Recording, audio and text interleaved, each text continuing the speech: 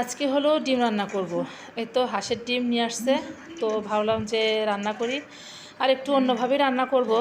তো সবই বলবো তোমাদের সাথে আর শেয়ারও করব। তো তার আগে হ্যালো সবাইকে, সবাই কেমন আছো? আশা করি ভালো আছো, আর আমি তো খুব ভালো আছি।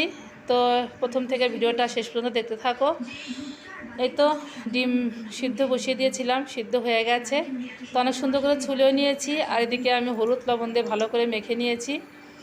তো ডিমগুলো কিন্তু বেশ বড় বড়ই ছিল, আর আবহাওয়াটা এত সুন্দর, একটু ঠান্ডা ঠান্ডা ছিল। তো ভাবলাম যে ডিমটাই খাওয়া হোক, যেহেতু ডিম অনেকগুলোই ছিল। তো এদিকে আমি কিন্তু ডিম ভাজার জন্য কড়াই তেল দিয়ে দিয়েছি, আর একটুখানি হলুদ দিয়েছি, আর সুন্দর কালার হওয়ার জন্য। এভাবে ডিম ভাজলে কিন্তু ডিম দেখতে খুবই সুন্দর লাগে, আর অনেক টকটকে একটা কালার হয়। তো যাই হোক, ডিম ভাজা হয়ে গেছে। তো আজকে আমি ডিম রান্না করব। একটুখানি আলু দিয়ে দিয়েছি, আর অল্প একটু কচু দিয়ে দিয়েছি, আর দিয়ে দিয়েছি কয়েকটা পটল আর কাঁচকলা। যেহেতু কাঁচকলা ছিল, নষ্ট হয়ে যাচ্ছিল, তো দুটো নষ্ট হয়ে গেছে, পেকে গেছে, আর ভাবলাম দুটো আছে দিয়ে দেই।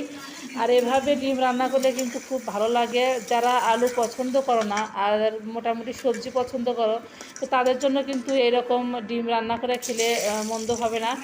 তো যাই হোক, আমি কিন্তু প্রথমে আলুটা একটু ভালো করে ভেজে তারপরে ওর মধ্যে দিয়ে দিয়েছিলাম কচুটা। তো কচুও সাথে ভেজে নিয়ে নামিয়ে নিয়েছি। এখন পটল ভাজি করব, আর পটলটা ভাজি হয়ে গেছে। তো এর মধ্যে একটু কাঁচকলা দিয়ে দিলাম। তো ভালো করে ভাজি করে নিয়ে সবগুলোই তুলে নেব। তো যাই হোক, ভাজি হয়ে গেছে। তো তেল ছিলেই কড়াইয়ে, সেই তেলে কিন্তু আমি একটুখানি জিরে আর চলা ফোড়ন দিয়ে দিলাম। তারপরে পেঁয়াজ কুচি দিয়ে দেব, আর সুন্দর করে কিন্তু একটু ভাজি করে নেব পেঁয়াজটা, লাল লাল করে, যাতে করে নরম হয়ে যায়, সফট হয়। তো যাই হোক, ভাজি হয়ে গেছে। এখন এখানে আমি সব ধরনের মশলা কিন্তু দিয়ে দিচ্ছি। এই তো আদা, জিরা, ধনিয়া বাটা, মরিচের গুঁড়া, এখানে আমি দিয়ে দিয়েছি হলুদ আর লবণ। তো সব কিছু মিক্সড করে তারপরে এখানে আমি কষিয়ে নিয়ে একটুখানি ঝোল দিয়ে দিলাম, আর একটু ভালো করে কষানোর জন্য।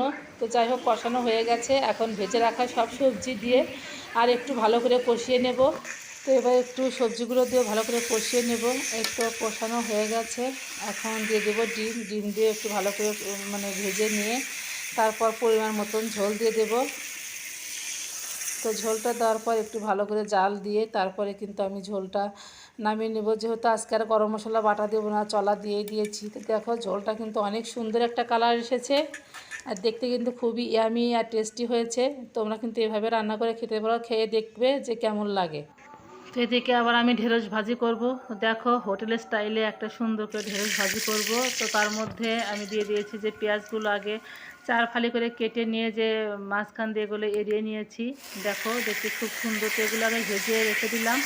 তারপর ঢেঁড়সটা আমি ভেজে রেখে দেবো, একটু লবণ দিয়ে, হলুদ দিব না, লবণ দিয়ে ভেজে তারপরে তুলে নেব।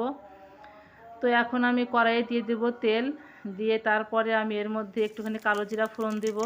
তো এখন কয়েকটা রসুন কুচি করে নিয়েছি, সেগুলো একটু ভালো করে লাল লাল করে ভেজে নিয়ে তারপরে দিয়ে দিলাম পেঁয়াজ। আর পেঁয়াজগুলো সুন্দর করে ভাজি করে নিয়ে তারপর এর মধ্যে আমি সব ধরনের বাটা মশলা দিয়ে দেবো, অল্প অল্প করে আদা, জিরা, ধনিয়া বাটা, আর এখানে হলুদের গুঁড়া মেশানো আছে, আর একটুখানি মরিচের গুঁড়াও দিয়ে দিয়েছি, সাথে লবণও দিয়ে সব কিছু ভালো করে কষিয়ে টষিয়ে নিয়ে এখন আমি সেই ভেজে রাখা পেঁয়াজ আর তো ঢেঁড়সটা দিয়ে দেবো, দিয়ে ভালো করে একটুখানি কষিয়ে নেব। কষিয়ে বলতে একটু ভালো করে ভাজা ভাজা করে নিয়ে 2-3টা কাঁচামরিচ তুলে দিলাম। তো দেখো, সুন্দর, আর খেতে কিন্তু খুব মজা হয়েছিল। এরকম ঢেঁড়স ভাজা খেতে খুবই ভালো লাগে। তো দেখো, অনেক সুন্দর করে ভাজি করে রেখে দিয়েছি। তো যাই হোক, এদিকে রান্না শেষ হতে না হলে দেখো ঝুমঝুম করে বৃষ্টি নামা শুরু হয়ে গেছে। দেখো, উঠানের মধ্যে বৃষ্টি পড়া শুরু হয়ে গেছে। তো ভাবলাম তোমাদের সাথে একটু শেয়ার করে নেই। তো যেহেতু এখন দুপুর প্রায় 1:30টার মতো বাজে, মোটামুটি সবাই এখন খেতে এসে গেছে, খাবার দেবো। তো এর মধ্যে বৃষ্টি নেমে গেছে। তো তো সকাল থেকে কিন্তু হালকা একটু রোদ ছিল, হঠাৎই এখন মেঘ ধরে একটু ঝুমাঝুম বৃষ্টি নামা শুরু হলো। তো এদিকে দেখো, আমি সবাইকে খাবার দেবো, তার জন্য সব কিছু গুছিয়ে নিয়েছি। তো আজকের মতো এখানেই বিদায় নিচ্ছি। ভিডিওটা ভালো লাগলে অবশ্যই লাইক, কমেন্ট ও সাবস্ক্রাইব করতে ভুলবে না। সবাই ভালো থেকো, সুস্থ থেকো। Tata, bye bye.